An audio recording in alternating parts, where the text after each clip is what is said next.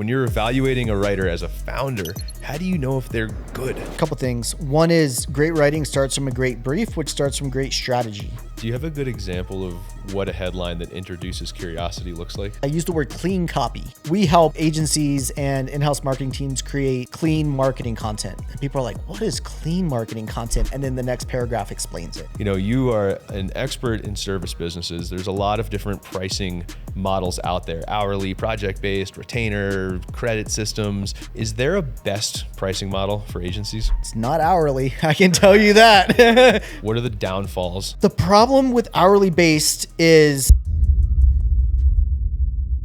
We are back on the SaaS Academy podcast with a person who I consider to be a great friend. He was a former SaaS Academy client turned coach, two-time entrepreneur, marketing, copywriting, SEO. He's a savage in the game, and someone that I have a great amount of respect for. So John Doherty, welcome to the podcast, man. Appreciate that, Matt. Thank you for having me. It's a pleasure, and welcome to my hometown of Denver. Yeah, it's beautiful. We got the stadium right out there. It's a good view. It's a great day, man. So your journey has been interesting, right? I mean, you've worked in companies. You were at Trulia. I think they got acquired by Zillow, spent some time at Zillow, started a company, Credo, exited it, started another company, EditorNinja. Like, you've had a really cool kind of arc through this. I want to know something though. Okay. What do you attribute this to? What do you attribute your ability to succeed to? Do you think it's ambition? Is it skill? Is it luck and serendipity? Like, what makes a journey like that? I think there's a couple things. One is I just don't give up. I'm stubborn. I think the best entrepreneurs are stubborn. And I just like, if something isn't quite working, I'm not like, oh, this isn't working, I'm just going to give it up. I don't like to just like quit like that. Though I've learned to like let things go when they're really not, but I'm always going to give it as good of a try as I can for as long as I can. And whether that means like it's pivoting it, it's changing models, it's firing customers and going up market or going down market or whatever, I'm just always trying new things. And I think too many entrepreneurs get stuck in I'm just not going to try anything new. Like, this is what I'm doing. This is what I'm going to sell. And I'm just going to try to sell it. And if I can't sell it, I'm going to try something else. I don't believe in that. I'm just always trying something new. So I think that's really what it is. And then also, I think I'm pretty good at spotting opportunities. And then I'm really good at starting. So it's interesting because what I heard in there is this dichotomy of you need to be stubborn enough to not quit too early, but also if you're too stubborn, you can ride the Titanic to the bottom of the ocean, right? Absolutely. Was there a time, I'm fascinated by this concept that I call startup near-death experiences, right? Was there a time in Credo or EditorNinja, whatever you decide, was there a time where you thought it was all going to burn down and then you either stayed the course or made a decision that saved the company? Yes. So fall 2019, was running Credo. This was before the idea for EditorNinja even came into my mind. And basically we were in the middle of a pivot, for lack of a better term, where we had been kind of doing a hybrid, like retainer plus commission on the back end sort of model with agencies, because Credo was a lead generation service for marketing agencies. And I had hired a salesperson, but basically it was someone to like handle like lead vetting calls, schedule them with agencies, that sort of stuff. While my business partner and I were building out basically our own like software to deliver for agencies to deliver work, for them to get the lead, to send proposals, to sign it, and then to get paid. There was an escrow system in it as well. Long story short, I'd been not selling new people into the model that we had been running because we were moving to the new model. And basically we got to the point where we had about $4,000 in the bank. $4,000. And I realized like, man, we're burning. We're not getting this thing out as fast as we need to. And then I started digging into my salesperson's metrics and looking at like follow-ups on leads. Cause I'm like, man, projects just aren't closing like they used to. Like commissions aren't coming in like they used to. Yeah. Leads are still there. And basically they just weren't doing their job. Like they let Bill Gates' personal blog came through looking for a marketing agency. He talked to them. He made introductions, didn't even follow up to see if they had conversations, didn't even follow up to see if that person had even gotten the introductions. They hadn't. So like he let Bill Gates' personal blog die on the vine in our pipeline. And I was like, this is not working. So basically I trimmed down the team. I cut my salary. My business partner and I both cut our salaries. And then we basically expedited the new product to market and we turned it around within about 3 months. But it was tight. I was like, we cannot continue doing this. We have literally 2 weeks of expenses left, and I don't know if we're going to be able to make payroll. If you had to sum up what you learned from that to like teach other entrepreneurs, what would it be? That's a great question. Manage performance, not the person. Or manage performance and the person, I think is probably the better way to put it. So like I had abdicated instead of delegated, and wasn't like, didn't have good reporting going on, and wasn't holding them accountable for like the performance metrics. I hadn't set performance metrics. So I guess that's a big one as well. That was really the big lesson that I learned there. The pivot, like doing the pivot, that was all like what we needed to do. And it actually like started working really well right before the pandemic killed it. But that was a tough time. It was an interesting lesson. Yeah, for sure. We say in SaaS Academy land, like inspect what you expect. You always have to get close to the data, close to the results. The interesting thing in sales in particular too, like what made you step back from sales at that point? Is it something that just didn't light you up, or like what was going through your mind at that point when you did that? So the reason why I did that was simply to buy back my time. What I needed to do was, I hired them when my first child was on the way. I was just stopping consulting on SEO. I was finishing up a project for the New York Times, then was like, I'm done. And then my business partner and I knew that we were going to start building out this like marketplace escrow, whatever the heck it ended up being system. Yeah. And I was basically like, I need to focus on this. I need to focus on the product. I need to focus on like what the customers want, and basically getting this out to market. And then I will start selling that while they're keeping the ship running. Basically, that was the idea, is like they would keep the ship steady and keep it going, while my business partner and I were building the jet that would take us to the next level. Makes sense. So that's why I did it, just so I could focus on what I felt like I was most needed in at that time. Got it. And it's interesting because when I think of Credo, from what I know about it, I always think about the former that you just articulated, right? Like matching up people who need agencies with agencies. And so your bigger play with Credo was to essentially build like workflow management SaaS for agencies to run more efficiently? Well, so we took that idea. We always did the like vetted leads, intros sort of thing. But basically we realized that wasn't necessarily the big problem the agencies had. They did have that problem, as I always like to say, if you have no leads, you need leads. Yeah. If you have leads, you need to close more leads. And so we could get them leads. That wasn't a problem, but they had trouble closing. They had trouble retaining. They had trouble getting paid, right? Sometimes they could get paid on time. Sometimes they wouldn't. And also clients, people looking to hire agencies, were also afraid of like not getting reporting, AP is such a pain in the butt, or AR, accounts receivable. Yeah. AP. I'm so in the editing world at this point. That's a big pain in the butt, for everyone, for agencies as well. So basically we realized that we could help agencies close more work. They were closing on average about 15% of leads that we sent them. And with the system that we built, which they hated, by the way, but they closed half of the leads that we sent them. So they made a lot more money. So they were willing to put up with it, which was an interesting lesson. And then basically the clients would pay into escrow. Agency would deliver the work. They would report on time. That we require them to report by the 5th of the next month, basically everything they did the past month. And then we would pay out the agencies from the money held in escrow, and we would take a percentage of that. So it became it was an interesting model. We ran it for about 6-8 months, and then the pandemic hit, but it basically eclipsed our previous revenue in about 6 months. Usually when you hear about customers using software that they hate, it's in the enterprise, right? It's in ERP systems, and you could find everyone hates Salesforce and everyone still uses Salesforce. You know, what did they hate about it? They hated that we made them establish a process. And because most agencies, especially smaller marketing agencies, and most like a big marketing agency is 100 people in like the digital marketing world, SEO, content, Facebook ads, which is kind of where we swam.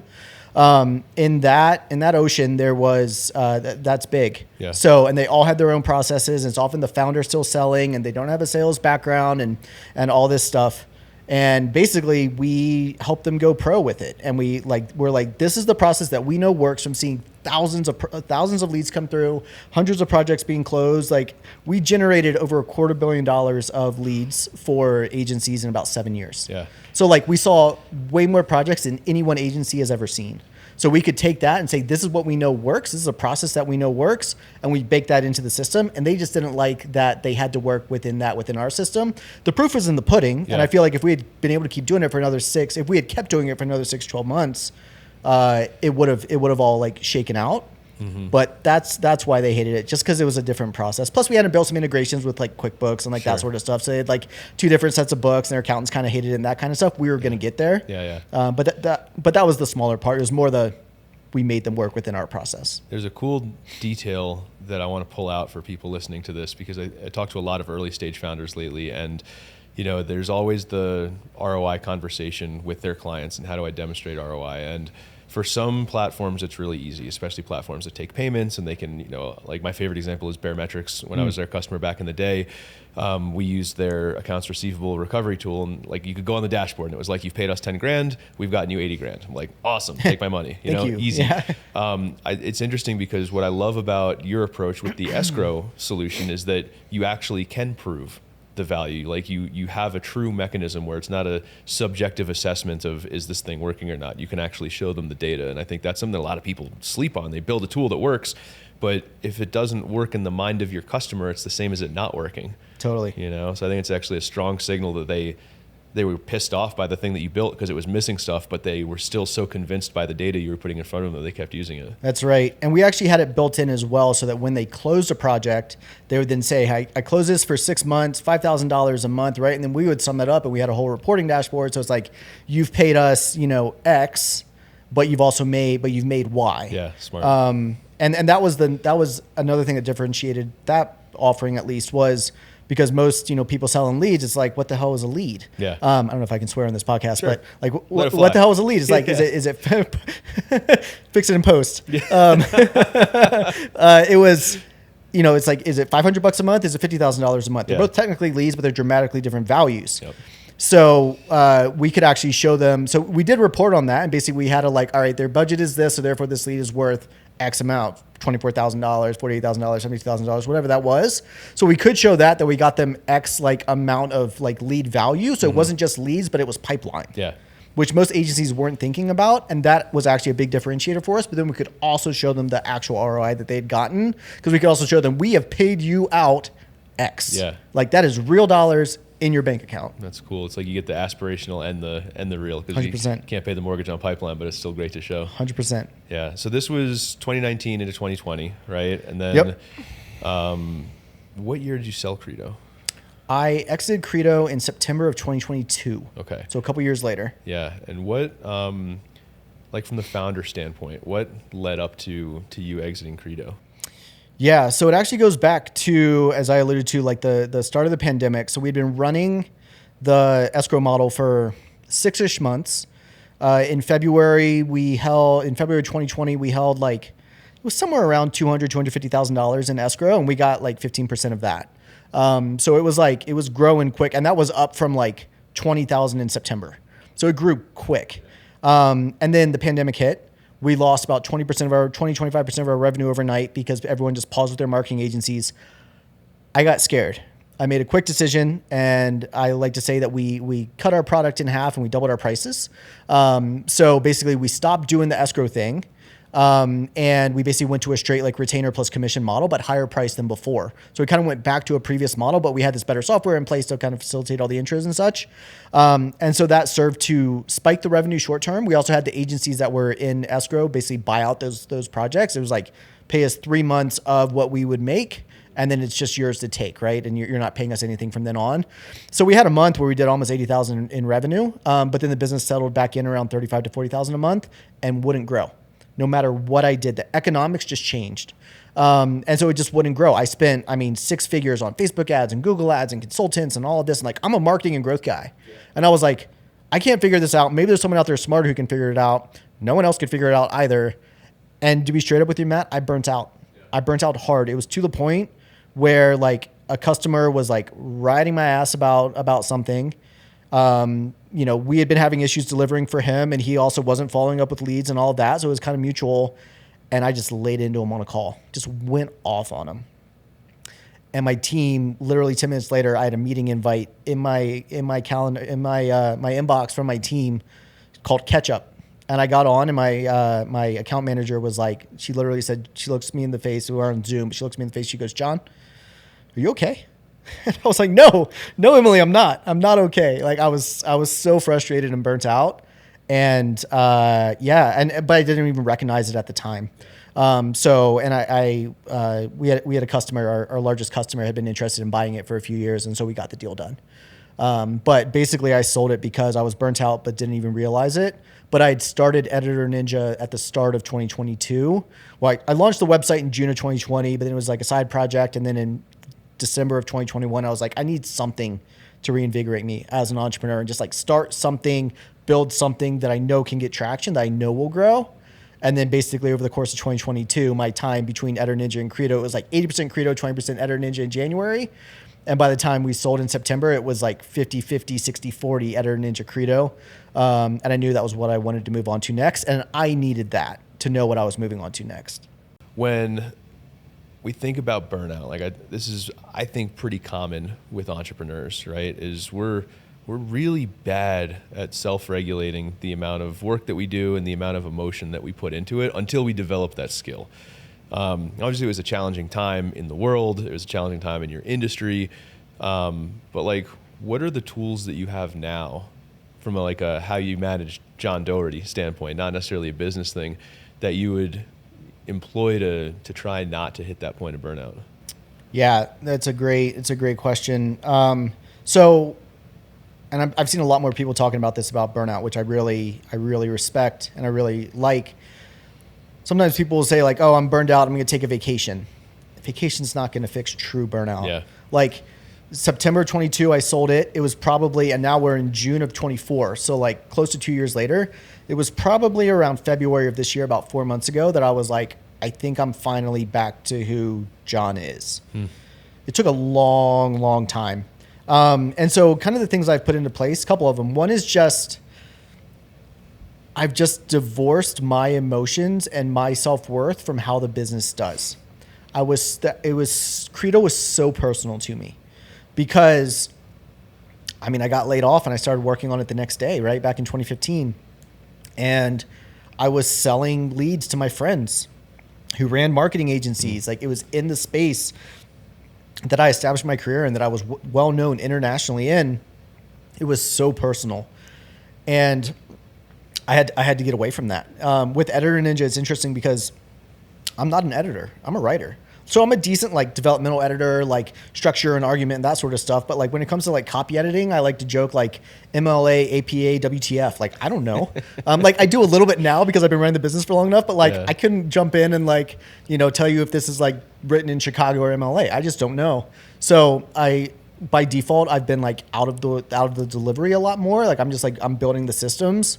And then also with like a bigger team, I've moved into more like building the business, building the team, building the culture, which is much more aligned with who I am.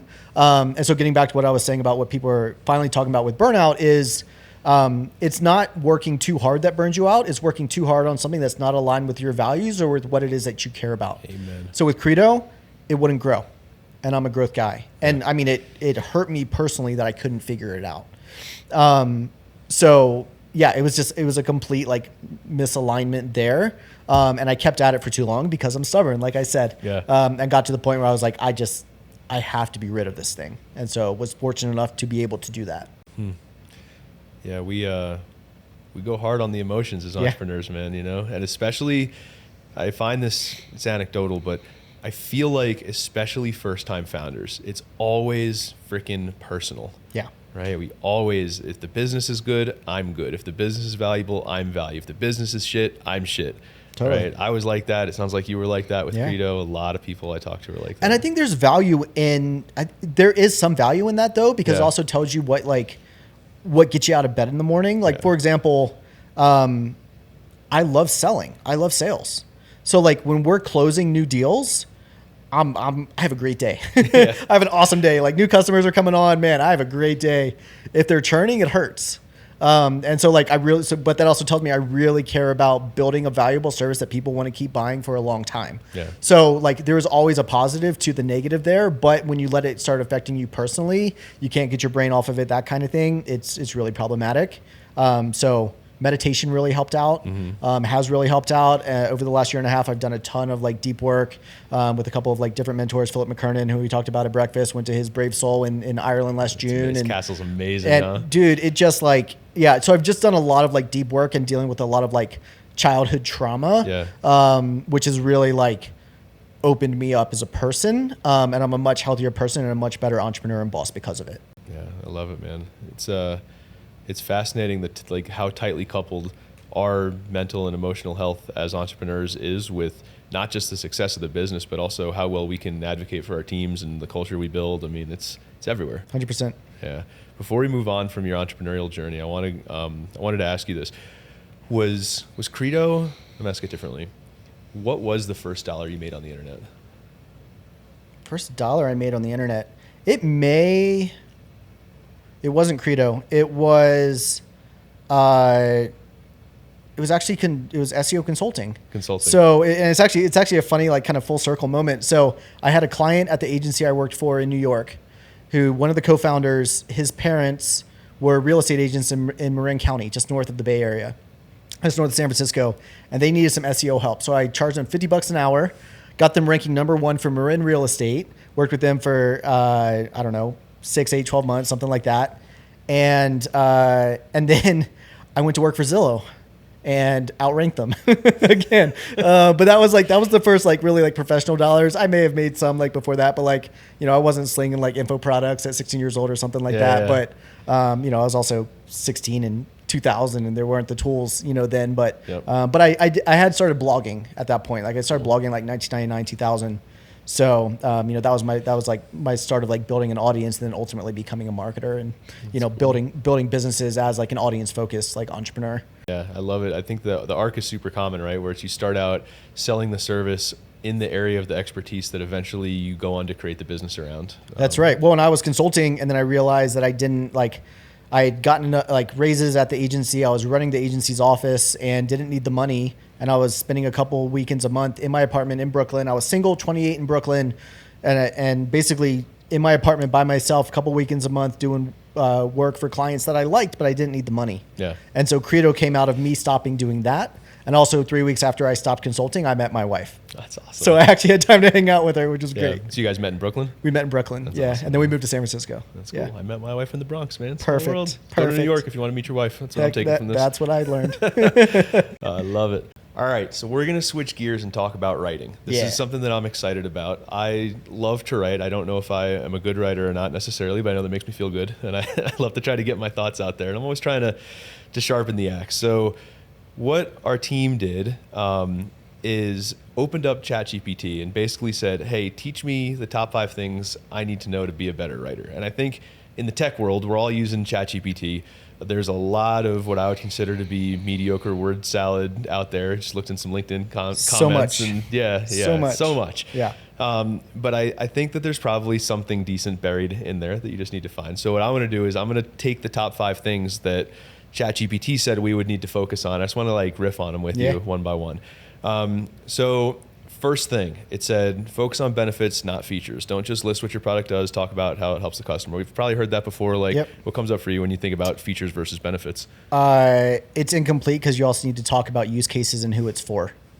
I completely agree. And actually, I do a fair few, I call them SEO opportunity analyses. I do them for a lot of like software companies these days, just like on the side from EditorNinja. And a lot of them there's a lot of gold to be found, especially from the SEO perspective. There's a lot of gold to be found with writing about features. Like there's usually search volume around that. And so having individual pages for those features, explaining in depth what it does, because people want to see before they're willing to buy. But what a lot of people miss is who exactly you're serving. And I actually just listened to your episode with Dev, same thing he said, from a few weeks ago. He said exactly the same thing. And I don't know if I learned it from him or he learned it from me or we both like learned it separately, but someone comes to your site and they're like, what is this? What does it do? And who is it for? And then really the sub point of who is it for is it for me? And so if you can help people identify that's for them, then you're going to do a lot better. Like if you go to the EditorNinja homepage currently, I'm not saying it won't change, but I think the second or third panel that we have on the homepage as you scroll down is what kind of business are you? And it's like in-house SEO, corporate communications, NGO. It's like the main types. And the idea there is like people are like, all right, what is this? Okay, they do this. They can watch the explainer video right there. And then they're like, oh, boom, I'm an in-house content person. And they can click there, and then we have a page dedicated to them about how we work with in-house content teams, how in-house content teams best leverage us, the value that they get, that kind of thing. Got it. And that probably changes the who it's for, changes the benefits, right? Because they care about different things. 100%. Yep. So if you're like just focused on SaaS founders, for example, your whole freaking site can be about that, right? You don't need to talk about like B2B or B2C or whatever. It's like your whole thing can be about that. But for a little bit more horizontal business like mine, you have to focus. You have to focus down like that, because there are different benefits, even if you're delivering the work, and like it's the same work, it's just different benefits for them. Yeah, that makes sense. All right, I love that. The second one, your headline is the first thing people read and is the only thing that determines if they keep reading. So what makes a good headline? A, do you think that's true? And if so, what makes a good headline? It is the first thing they read, for sure. I mean, heat maps show us that. Well, unless you have a face on the page, in which case they look at the face first, and they look at where the face is looking, and then they look at the headline. So always have like the image looking at the headline is something I learned. I think I learned that from Kyle Racky with Proposalify. Say that again. That was so smart. yeah. So you've got your homepage, right? Yeah. And usually it's like a 2/3, 1/3, like sort of split, or like half and half. And we read left to right in America, right, in English. So it's usually like headline, subheading, or paragraph, button, and then you keep scrolling, or like email capture. But on the right side, so I have a video on my homepage, but a lot of companies will have a photo, an image, right? And conversion optimization studies have shown us that if you have that image like looking at the person like out of the screen, it's way less effective than if they're looking to their right, which is looking at the headline, because people are drawn to faces, and then they're like, okay, I see your face. Now where are you looking? I want to look at that, and then they go to your headline. Yeah, fascinating. So if you have an image on your homepage or any like landing page, have it looking at where you want the person to read next. Wow. Thing about great headlines, there's two parts to it. One, from an SEO perspective, get your main keywords in there, right? So I have content editing, content writing on ours, but then also I like to introduce a little bit of curiosity. So like, wait, that's interesting. Tell me more, right? Is kind of what you want them to do to get them to read the next thing, and then to get them to take the next action. So, and I think that's one that a lot of people miss. They just try to SEO it too hard, but you can have good copywriting principles along with the SEO like best practices as well. Do you have a good example of what a headline that introduces curiosity looks like? So one that we've used on EditorNinja before, I don't even remember what our current H1 is, but create better, what was it? It was something about like creating, I used the word clean copy.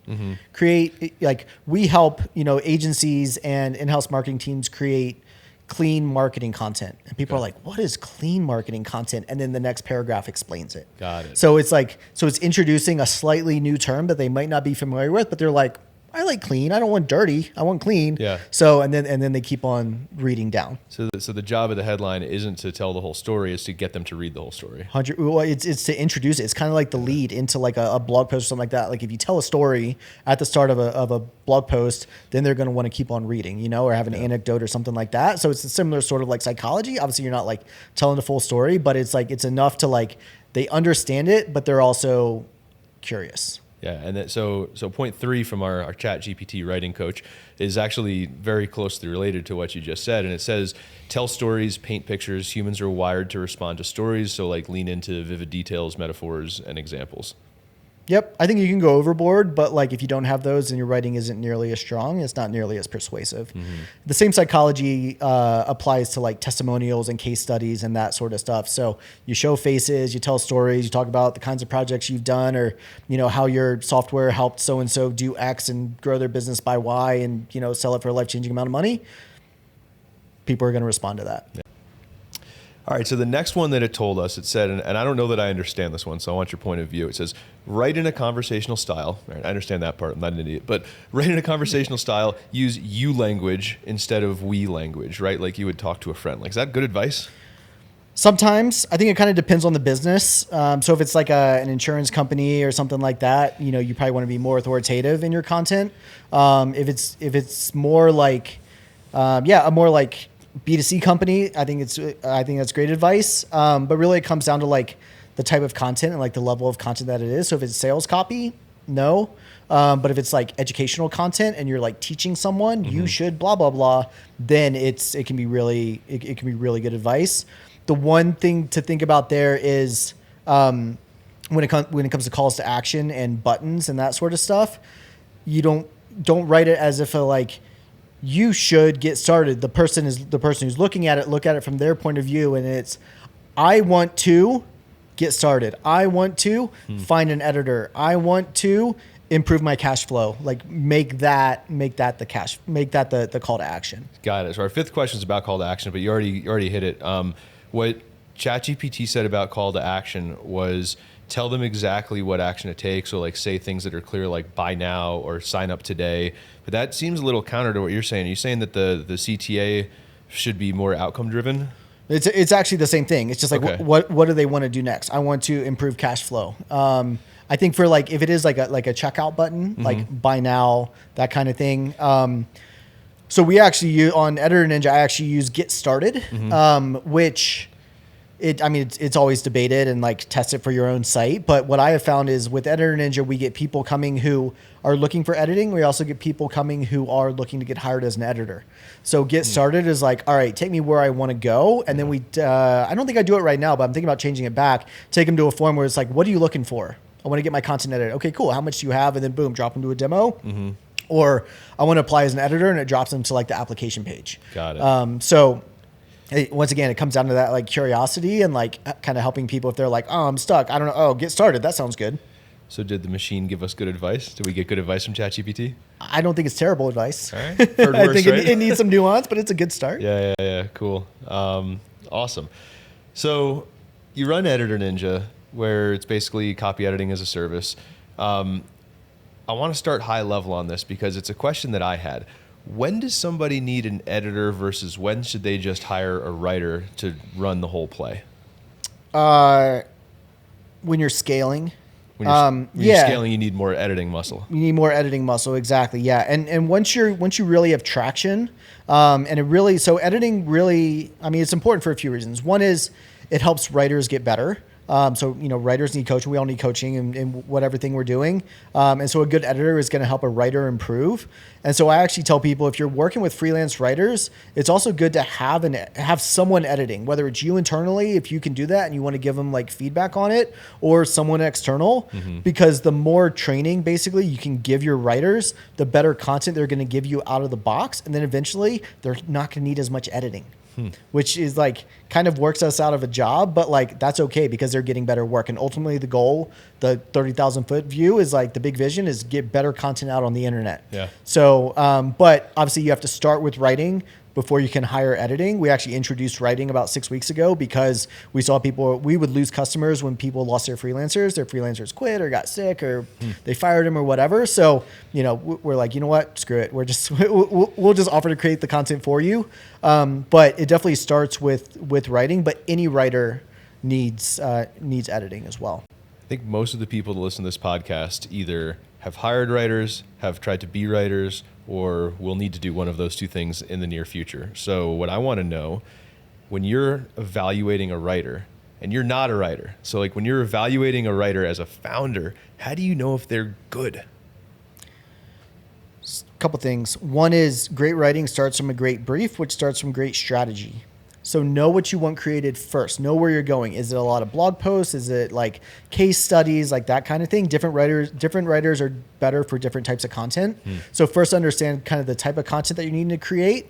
So writers that write blog posts, those aren't copywriters. Copywriters are writing sales copy. It's a different skill set than blog content. You can call those bloggers or whatever. I just call them writers, but that's different from a copywriter. So you also have to, so once you know the type of content you're going to be creating, you know the type of writer that you hire, then putting together a brief of like, this is what the page is, this is what it's trying to communicate. Maybe here's a rough outline, here are the keywords we're going after, and then give that to them and see what they come back with. One tip that we've learned is, so we have a couple hundred like writers and editors in our like extended network of people, not ones that we work directly with, but we've referred work, to that network before. And, we ask for writing samples or work samples, right? But the problem with that is like, ask for it, get their portfolio, but know that that is their best work, and you don't know if it's been edited or not. So before you commit to someone, get them to do a paid test project. So pay them as if, they were working for you like long-term, give them the brief, et cetera, and see what their initial output is and see how much work it needs, and then decide if you can work with that or not. Because some writers will return you basically ready to publish content. Others, it's pretty rough and they need feedback. And it's usually based on seniority and price, but not always. So that's like kind of a gauge, but test them out yourself first and pay them for it. That's interesting. So I think that the expectation for most people who are not in this world is that you hire a writer, they write, it comes back, it's ready to get published, rock and roll. Doesn't happen. Really? Rarely happens. If you've been working with someone for a long time and they really understand your content and they understand your business, they understand the kind of content you're looking for, they understand your customer, you can get pretty close. But especially at the start, even if they're a great writer, they're getting to know your space, they're getting to know you, they're getting to, and you're also learning your own preferences for content, right? Yeah. Like certain words you like or you don't like. And so at the beginning, you really gonna have to give them a lot of feedback. So we should just expect that to be part of the work going 100%, yeah. What does a writer like this cost in the market? A decent like kind of SEO focused article is going to run you somewhere from like $300 to $700. Thought leadership stuff, case studies, that kind of thing can go into the thousands. Like a professional case study can cost you in the, I don't know, multiple thousands kind of thing. But like if we're talking, blog content, 1,000 to 1,500 words, keyword focused, maybe a subject matter expert in there, that kind of thing, somewhere in the 300 to 700 range. What's interesting is when I asked you that question, your response, which was awesome, but your response was project focused, right? It was output focused. Yep. I think a lot of people, especially who run SaaS companies, tend to mentally index more on hiring full-time team members. Yeah. Is that something, let's say a SaaS company doing $1 million in revenue, relatively small. Yep. Is there a space for hiring someone full-time? Are you going to find the talent, or is the better talent going to be in the freelance world? Yeah, not at that size. Okay. I would say once you're in the mid 7 figures probably is when it would make sense to have someone that's like dedicated to writing. You may hire a marketing manager or something like that. With a number of years of experience is usually kind of what you can afford at that point. But expect that they're more going to be like they can be owning strategy, but they'll be working with you on owning strategy. And really they're getting it done, and getting it done often means hiring other people. So like you hire a marketing manager, they're great at technical SEO, for example, because you have a programmatic SEO play for your software company. But they're not a developer, they're not a designer, they're probably not a writer, that sort of stuff. Yeah. Nor could they do all of those things. And so they also need to be good at like hiring. And so when you're thinking about hiring for marketing, whether it's content or whatever, it's both the people cost and then also the budget cost to get all the things done.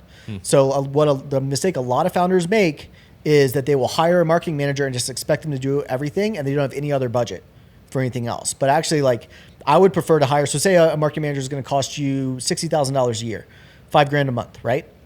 Plus benefits and all that. So like it goes up to what, 70, 75? 6 or 7, yeah, but if $5,000 a month is your full marketing budget, you're already over budget because you didn't account for benefits and all those things. I would rather pay like a fractional content manager, a freelance like content strategist, $2,000 a month, and then use that have them deploy that additional $3,000 a month to actually get writing done, as opposed to hire someone at $5,000 a month and expect them to do all the things. Yeah, it's interesting because it reminds me almost of your story with your salesperson at Credo, right? Where it's like you want to just get a person and say, marketing solved or sales is solved because there's a butt in the seat, good to go. Yep. And it's just, it always never works. It's abdicate versus delegate. You want to delegate, you don't want to abdicate. Yep. Yeah, for sure. So EditorNinja is interesting, right? I mean, I think we've talked a lot about editing versus writing. Now you're doing both, which is super cool. One of the things that I found fascinating is that you're still relatively early with it, but you've closed some big deals, like Webflow being one of them. Like, what was your process and experience closing a deal like that in a relatively young company? Yeah, and it's interesting because we have different processes. I think, any company needs this, and I've been learning this kind of the hard way recently with losing some deals. But the bigger the deal, the different the process is going to be, or just the size of the deal determines the process that you need to run. Like, for example, for smaller, I was telling you over breakfast that we rolled out smaller plans, smaller packages as small as $5,000 a month, 4-ish blog posts a month, fully edited. And that one is like, all right, we're a great fit. Here's the sign up link. Just get going and then do your onboarding call and we get them going. I'm not going to negotiate terms and like that sort of stuff. We've actually stopped sending like master service agreements, contracts, and SOW statements of work and that sort of stuff. It's just too much. And it actually really it slows down the deal in a way it doesn't need to slow it down, because then they're like, oh, it's a contract. We can redline this. Yeah. No. Right. But versus like a Webflow or someone like that, much more willing to jump through hoops, fill out their like vendor profile or whatever that is, because a couple of things. One is they're happy to sign long-term agreements. And then also once they get you integrated into their system, they've planned. Mm-hmm. So they're not going to turn in like 2 months because like, oh, no more content, right? Like Webflow has like, a multiple 6-figure year content budget, right? So like they're not just going to cut content. So I'm willing to do a lot more work up front and kind of do a little bit more like, not custom quoting, but like taking into account their, red lines on contracts and that sort of stuff, which pro tip, it's kind of free legal consulting, because if you're seeing the same red lines multiple times, you're like, oh, we actually need to add this in, right? And I'm going to get my own lawyer to look at it. And here's the language that another lawyer's already given us for free as we were trying to get them to pay us money. Smart.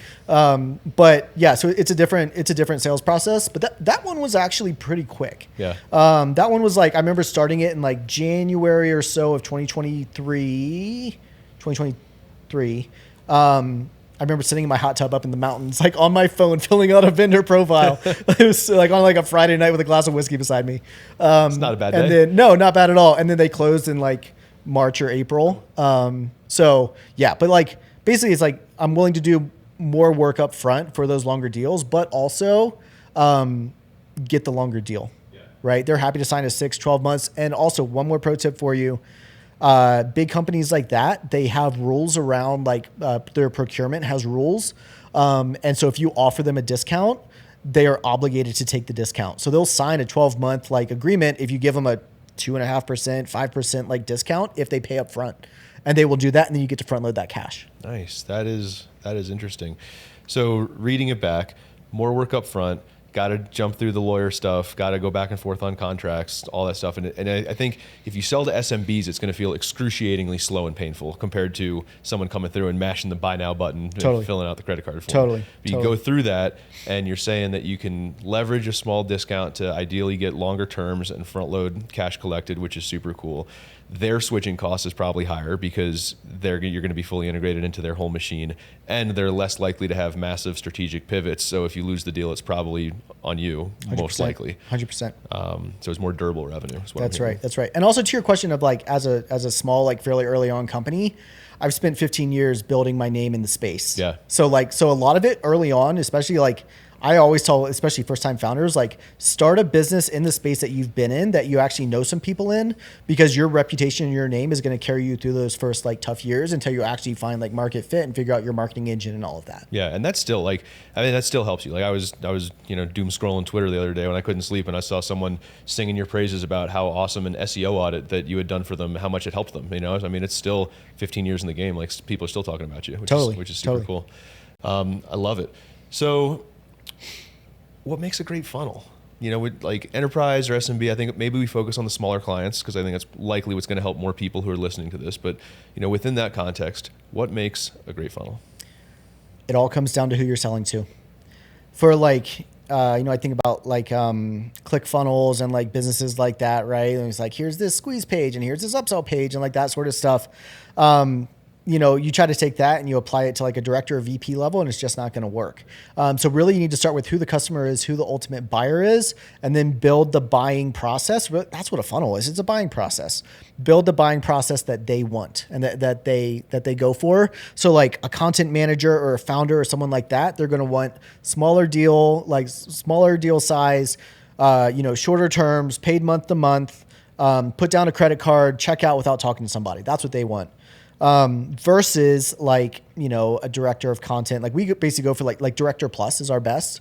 And so I've tried the self-serve model many times, including again recently. But then I dug into the data. I'm like, man, but it's like director plus, and they're not just going to sign up. They have to like, it's in their budget and they have to get approval from their boss and all this sort of stuff. They want to talk to a human. They're probably considering multiple vendors, that kind of thing.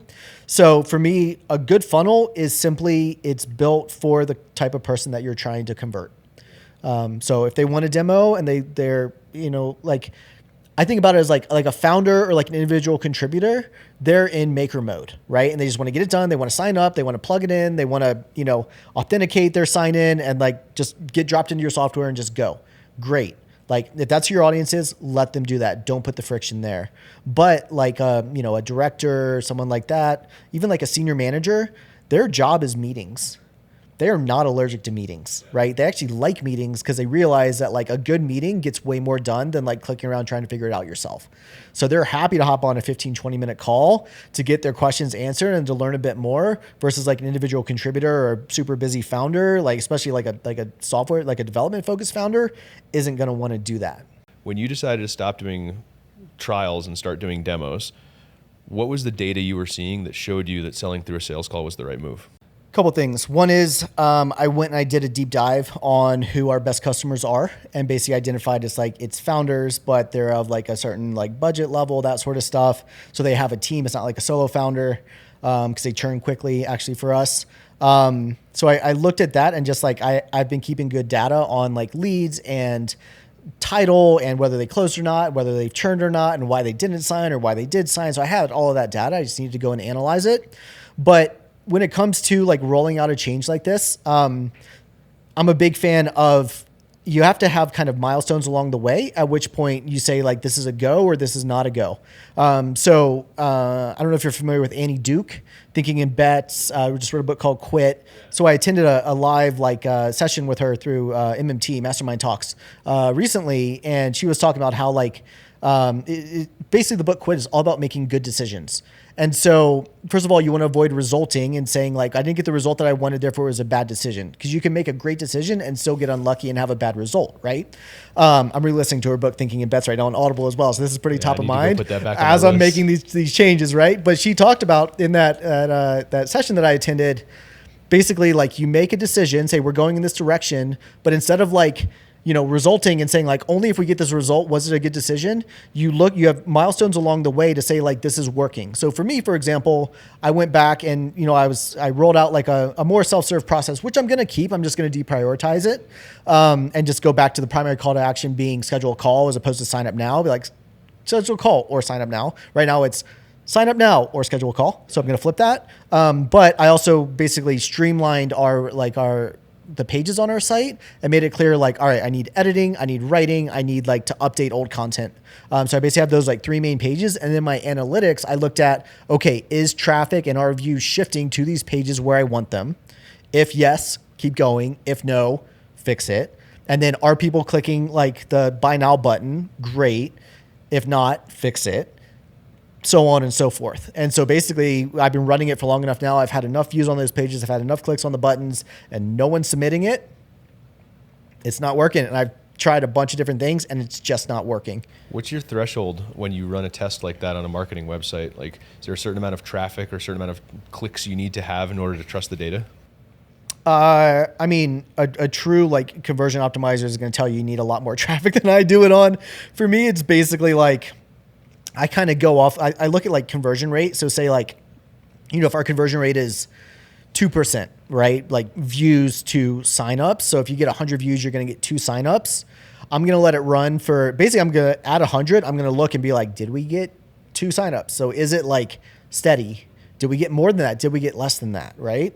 And then I'm going to let it run for a while longer. I usually let it run. I'd let that run up to like 500 to 1,000 views, at which point, like knowing with the other system, we should have X customers. If we don't have that same amount of customers or more, something is off. And so then I'll iterate. But once again, it comes down to like, who are you ultimately selling to and what do they want to buy? One of the biggest things that I think is a mistake that I see founders make is they don't start paying attention to that data until they run the test, right? And one thing that I love about what you just said is that you have enough familiarity around it because you watch it already, so you know what normal looks like, and that helps you make a more well-informed decision about what an abnormality shows up like. You got to have context around the data to really make that decision. You got it. Yep. Yeah. How many views are we getting? How many signups are we getting? What's the average like customer value? That kind of thing. And so then also like if we take it out to its end, okay, so say you were getting 2%, now you're getting 3%. Great. But are they paying the same amount? if you look at it long enough over like the cohort, are they staying for the same amount of time? Are they increasing their spend with you like the others are, whatever that is? So you have to look not just at those like initial conversion metrics, because if you're not keeping an eye on the ones further down the line, you could end up signing a lot of cheap customers who churn fast, as opposed to fewer customers who pay you more and they grow and they don't churn, right? Very different. Like the raw, just like conversion numbers, it's a step. Right. But you have to keep looking further down the line because you could like optimize your way out of business. Yeah, man, that's super true. It's like the iceberg metaphor, right? There's a lot under the surface, or a lot after the sale in this case. 100%. To really inform it. And this is why you have to understand the like how long they stay, how much the average customer pays you, lifetime gross profit, all that sort of stuff. Hormozy has a great video about this on YouTube that I watched, and I was like, oh, I need to dig into this. And then I went and figured all of that out. And so like I know our lifetime gross profit, I know how long they stay, I know our best customer, like all of that. And so like that just drives all the other decisions that I make. So I just want to clarify that for the people listening. So I think how long they stay is pretty self-evident, but talk about lifetime gross profit, or even just gross profit in general. Like, what are you looking for there? Yeah. So lifetime gross profit is basically how much they pay you minus your cost to deliver times the amount of time they stay. So someone pays you $1,000 a month. It costs you $500 to deliver it. They stay for 6 months. Your lifetime gross profit is $3,000. And then from that, you can make that's what you make the decision off of how much you're willing to pay to acquire someone. So if you want your CAC payback to be 60 days, right? You should be willing to pay $1,000 to acquire a new customer, because you're going to pay $1,000, you're going to make $2,000 in gross profit. Yeah. So what just happened in the last 60 seconds was a very succinct explanation of the right way to do things, because when you don't do it this way and you make all of these decisions based on top line revenue instead of gross profit, it's this fascinating conundrum where all the math looks great on the spreadsheet, and then you hit all your numbers and you're like, shit, I actually can't pay myself. I don't have any profit. How did this possibly happen? You know, am I doing a bad job running the business? All of the efficiency metrics, and it doesn't matter, SaaS, agency, freaking lemonade stand, you got to subtract the cost of lemons, right? Like all of this stuff should be done against your gross profit. So that way you can actually see how much money can you, A, use to pay yourself, and B, use to pay for the operations of the business. Can I give you another pro tip around profit and actually having profit in your business? When you're building a budget, which build a budget first, but when you're building a budget, don't do it from 100% of revenue. Do it from 90% of revenue. Build in like 10% of profit. So say you're making $100,000 a month. Don't spend $100,000 a month, including your salary. You're budgeting 90, because there's always going to be a little bit of creep there. So maybe you spend 92, but then you still have $8,000 versus if you went to 100,000 in spend and you get to 102 or 105, you're losing money. So on the one you're making $8,000, the other one you're losing $5,000. So don't budget in everything that budget in profit is basically what I'm saying. Yeah. And it's interesting, when we had Clayton Mask on the podcast, he had said something similar, but he said that it's also more important as the business scales to build in more of a buffer and more of a safety net. He said that was one of the biggest challenges he had when he was scaling Infusionsoft, and when it rebranded to Keep, when they were like off target for a little while there, was he had underestimated the amount of time that it takes a larger business to shift and course correct versus when it's a small startup. So like, I think your advice is dialed with no asterisk. Like any business should have the budget or have the buffer, but then as you grow, don't stop doing that thing, right? You probably will need more buffer, because it's going to take you more time to unroll a decision if you go in a bad direction. And also start it now. Yeah. Right? Like people are like, oh, I can't afford to right now. You can't afford not to build that profit in right now, because if you're building a business that doesn't have profit in it now, it's going to hurt really badly. You might like grow yourself out of business, or not pay yourself and burn out. But also it's going to hurt a lot more when it's a significantly bigger org and you're like, wow, we have no profit. We're losing money because we don't have that buffer. And in order to get that profit in the business, to build a sustainable, business, then you have to like reduce people. And that hurts really bad. So if you build it in from the start, then you're going to build that buffer, and it keeps building your cash buffer over time, right? And I basically, with every business I start, I sprint to 2 months of expenses in the bank. Sprint to that. That's my minimum. That comes from the book Profit First. I sprint to that, and then ultimately I try to have about 3 in there. I've had as much as 6 before. It just felt like too much. We weren't really spending it. I've had less than that. It's really stressful. So that's kind of the sweet spot that I found for myself with my own psychology and just like how I build companies. Yeah, I love that, man. I want to talk about pricing because that's the other side of this equation, right? Is you can do a great job on profit buffers and cost control and all that kind of stuff, but if your pricing model or you're not getting the revenue in to begin with, you're still going to have the same bad outcome. And so, you are an expert in service businesses. There's a lot of different pricing models out there: hourly, project-based, retainer, credit systems. Is there a best pricing model for agencies? It's not hourly. I can tell you that. Hourly. It is not hourly. I'm a big fan. I mean, people talk about value-based pricing all the time. I really like kind of project-based because then people are getting it's defined deliverables, defined outcome, right? It's up to them or you to deliver. It's it's a set scope right there. So then you don't get scope creep. And then also kind of billing, and then also quoting it on a flat rate right there, because it's basically you're productizing the delivery of it. Custom work is really hard to make happen. So the more you can focus down and niche on these are the services we offer, these are the services we don't offer, then you're actually going to be able to run a profitable company.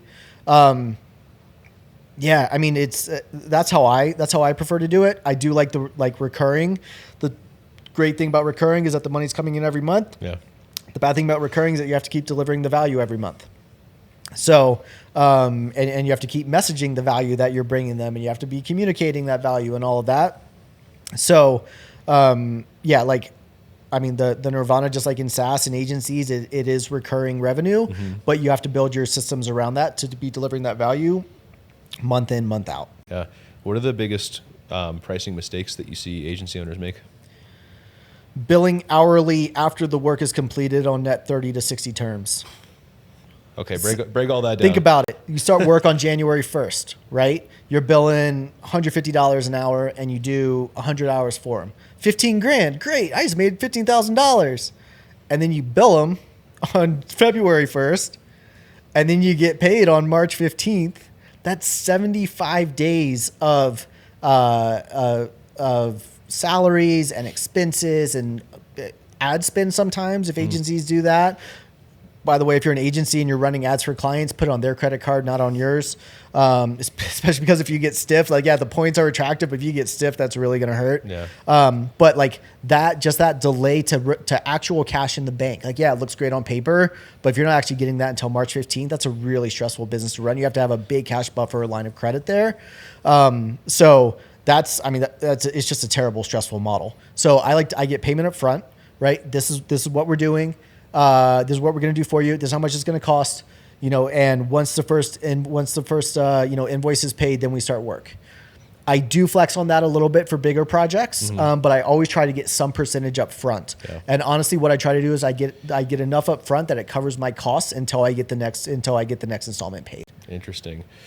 What aside from time to cash in the bank, your reaction to the pricing question, not hourly, was interesting. What are the downfalls of doing an hourly based pricing model for an agency?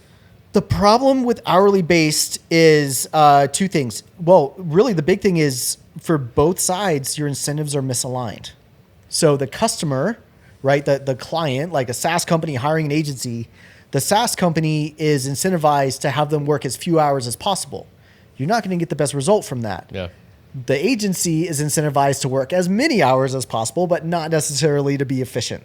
So it's just crossed incentives right there. Yeah. So instead, billing based off of deliverables, outcomes, that sort of thing, is just gonna be better for everybody.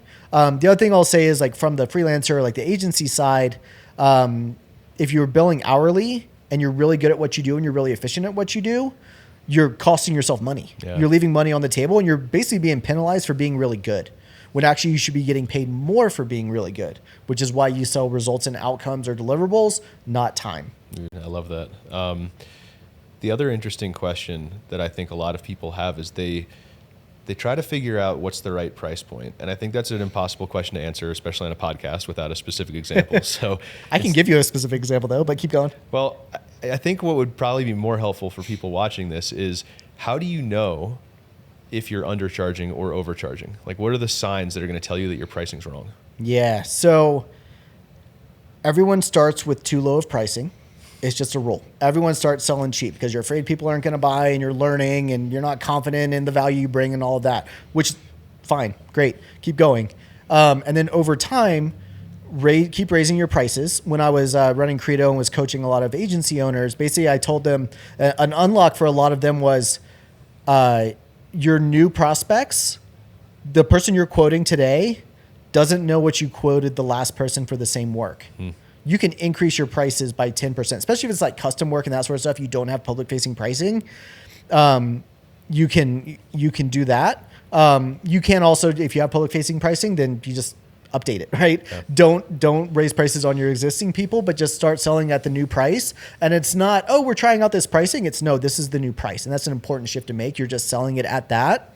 And then eventually you're going to hit a point, and of course be watching, especially if it's public facing pricing, watch lead flow. What happens to your conversion, your conversion percentage, number of leads coming in, number of qualified leads coming in, and then also how many of those you're closing and at what level, and then also how long they stay. Check for the change in objections, and then and eventually you're going to hit a ceiling. You're going to hit a ceiling for the value you're currently providing. So you have a choice at that point. You either say, all right, this is our price, we can't deliver any more value, or we don't want to add on other things, this is what we're going to sell at, or you figure out how you add on more value, and then you can charge more if you want to keep going up.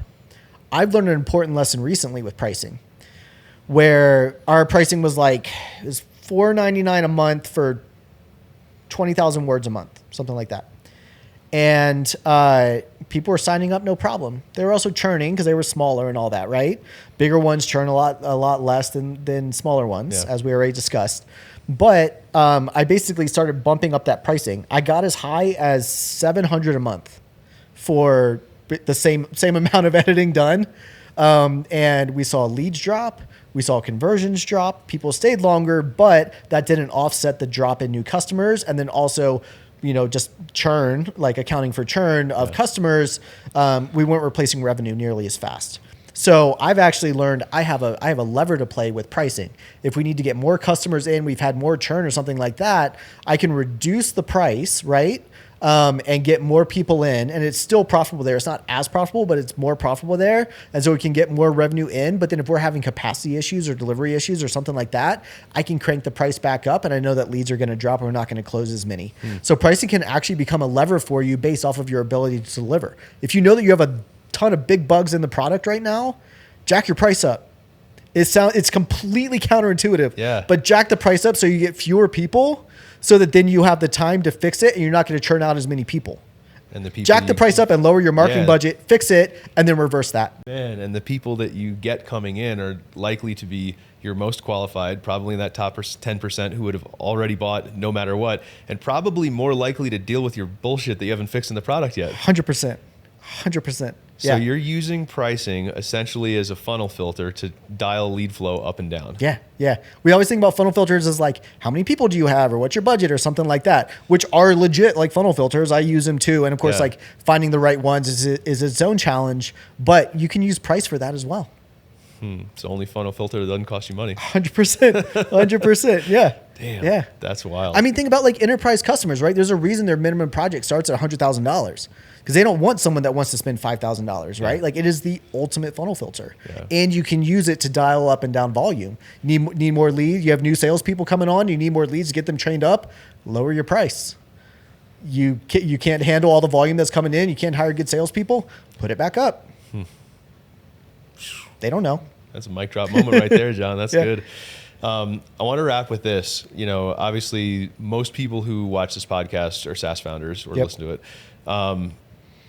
And I feel like there's a bit of a resurgence of services like being okay again in SaaS land. And I always found it funny that it was ever not okay. I think I was just like, some VC lore that got internalized amongst founders everywhere. It has service in the name.